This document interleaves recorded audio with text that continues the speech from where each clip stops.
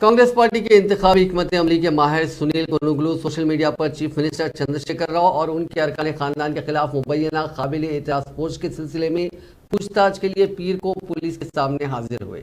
Cyber crime police के अहदेदारों ने तकरीबन 2 घंटे तक सुनील से पूछताछ की। ताहम उन्होंने इस पूछताछ के बाद मीडिया से बात करने से इनकार कर दिया।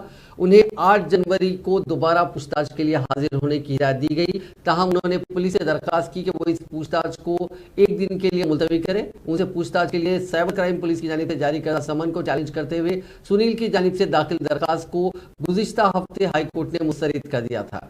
साइबर क्राइम पुलिस ने उन्हें ज़ाब्ते फौजदारी के तहत सेक्शन 41A के तहत नोटिस जारी करते हुए वजाहत के सिलसिले में 30 दिसंबर को हाजिर होने की हिदायत दी।